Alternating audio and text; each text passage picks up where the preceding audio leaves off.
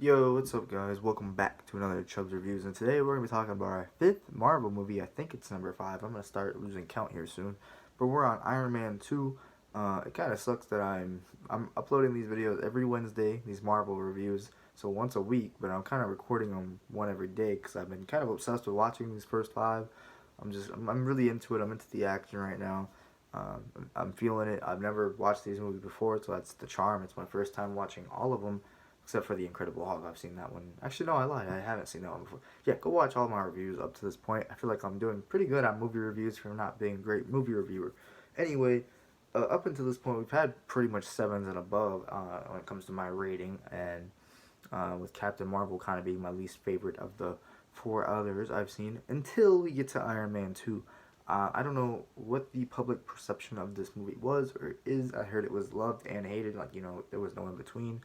Um, I know there was like a lot of cuts in it. I know it was rushed. It came out, and you can just see that by Iron Man 1 and 2 coming out within 2 years of each other. So it's like, wow. Um, and you can kind of tell that by this movie's just plot and overall startup and just everything. I can imagine remember Jesus, my stuttering.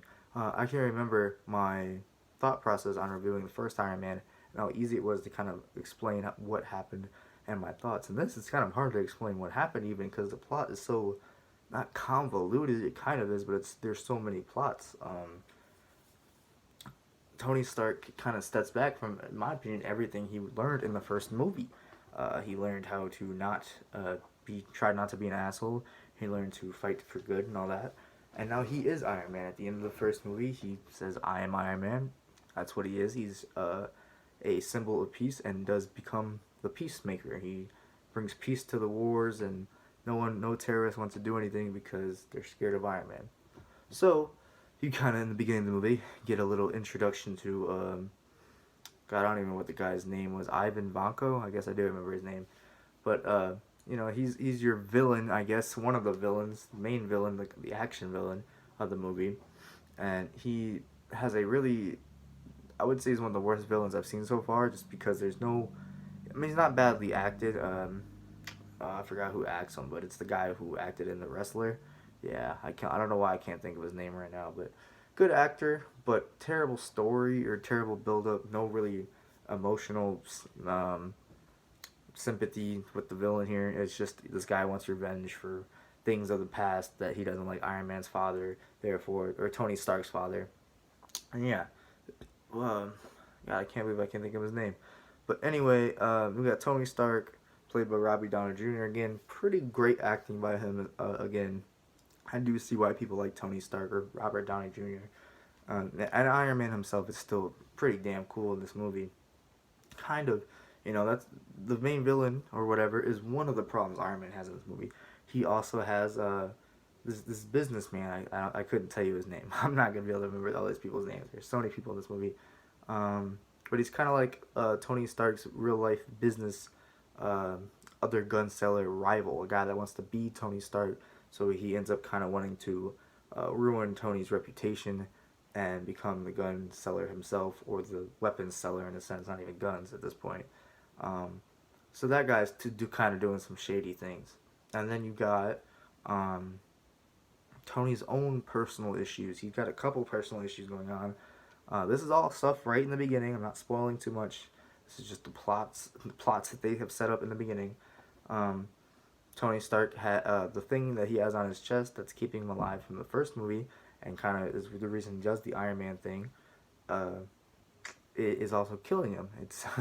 It's it's doing something that's making his blood toxic, and making his veins look all weird and shit, and it's killing him. And he doesn't know how to solve this. Um, he doesn't know how to fix it or anything. That's kind of how Nick Fury gets introduced, coming around, snooping around for the Avengers. A big surprise in the movie, Black Widow, played by Jennifer. No, I don't think I remember her name either. I can't remember anyone's name. It is like 3 a.m. and I'm under the influence. But I'm sure you guys know who Black Widow is. Like I said, this just goes to show how rarely I've watched these movies. Scarlett Johansson, I think that's who plays it. Yep.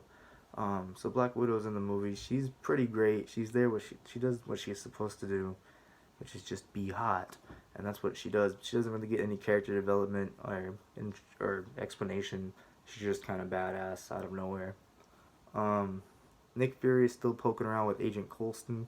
Coulson, I forgot to mention in the Iron Man 1 review that he was in the Iron Man 1, kind of just poking about, saying, hey, keeping my eye on you.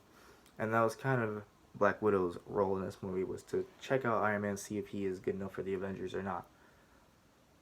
Moving on, so since Tony Stark is dying, he kind of becomes self-destructive. You gotta deal with that plot point. At one point, he's just drunk on stage in the Iron Man suit. I hate the scene. It makes you think, why? Why is he like that? It's Iron Man, the coolest man ever. Why is he like that? So it does suck there. What else sucks? They move on to another thing that he has to... And then he has Pepper Potts there, too, still played by Gwyneth Paltrow. Kind of still being upset, obviously, watching Tony Stark self-destruct. And then Tony ends up kind of doing a lot of rash things since he's dying. One, making her Gwyneth Paltrow or Pepper Potts the CEO of Stark Enterprises or whatever. And he does quite a few just things off the top. He does racing and some speed cars, and that sets up the first fight with Ivan Vanko, which he turns into Whiplash. That's the villain's name. And you see that, like, what he makes. He makes two, like, whips. So his name is Whiplash, but they never call him it in the movie, which, the reason I hate this movie, you can tell, like, that scene must have been cut out or something. Like, why don't they call him Whiplash? That's his name. Anyway, and eventually, Whiplash, Ivan Vanko, and the guy that wants to be like Tony Stark team up in a sense, somehow or whatever, and we'll see how that goes throughout the movie. Tony Stark's going through Pepper Potts.